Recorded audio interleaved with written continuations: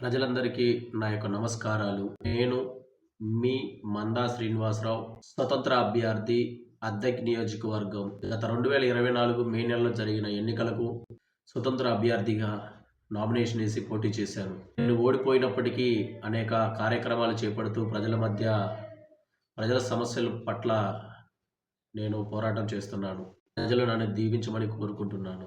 ప్రజలారా, యువత, భగవంతుడున్నాడు పైన, నా నాలుక ద్వారా చెప్తున్నాను, భగవంతుడి సాక్షిగా చెప్తున్నాను. దయచేసి 2 చేతులు ఎత్తి వేడుకుంటున్నాను.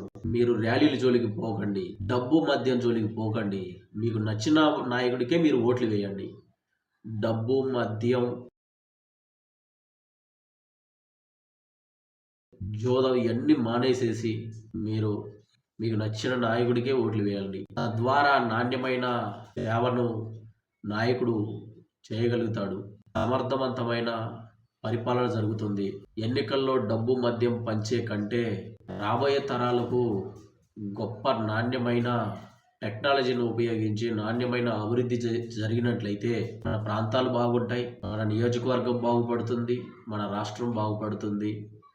రాబోయే తరం వారు గొప్పగా జీవిస్తారు. టెక్నాలజీ పెరుగుతున్న ఈ రోజుల్లో కూడా అసలు మన ప్రాంతాలు ఏ విధంగా ఉన్నాయో ఎప్పుడన్నా మనసు పెట్టారా? ఈ ర్యాలీలు మహా అయితే ఈ రోజు ఉంటాయి, రేపు ఉంటాయి, ఎల్లుండి ఉంటాయి. తర్వాత ఏముండవు ర్యాలీలు. మీకు డబ్బు ఇచ్చేవాడు, మీకు మద్యం పోసేవాడు ఉన్నాడు. ఈ యొక్క 4-5 రోజుల కోసం మీరు రాజకీయ నాయకుడు చుట్టూ తిరిగి గందరగోళానికి గురైపోయి మీ ప్రాణాలను ప్రాణంగా పెట్టి ఆ నాయకుడి కోసం మీరు కృషి చేస్తున్నారు. ముమ్మాటికి తప్పు. మీరు బాగుండండి, మీ కుటుంబం బాగుండాలి. మీకు నచ్చిన నాయకుడికే మీరు ఓట్లు వేయండి.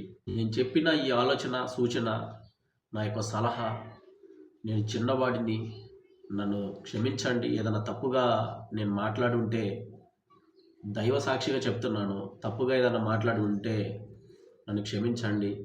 ఏ ఒక్క నాయకుడిని కూడా నేను కించపరిచి మాట్లాడట్లేదు. వారు నాకంటే గొప్పవారే. నేను చాలా చిన్నవాడిని, నిరుపేద కుటుంబం నుంచి వచ్చిన వాడిని. కాబట్టి దైవ సాక్షిగా చెప్తున్నాను, ఏ నాయకుడి మీద నేను దూషణలు, ఆ యొక్క చెడు మాటలు నేను మాట్లాడటం లేదు. ప్రజలు బాగుండాలని మనస్ఫూర్తిగా కోరుకొని 2 చేతులు దయ చూపించమండి.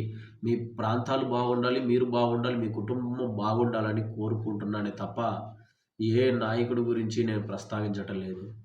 కనుక నన్ను క్షమించండి, అర్థం చేసుకోండి. మీరు ఆ విధంగా చేయమని వేడుకుంటున్నాను. మందా శ్రీనివాసరావు, స్వతంత్ర అభ్యర్థి, అద్దంకి నియోజకవర్గం.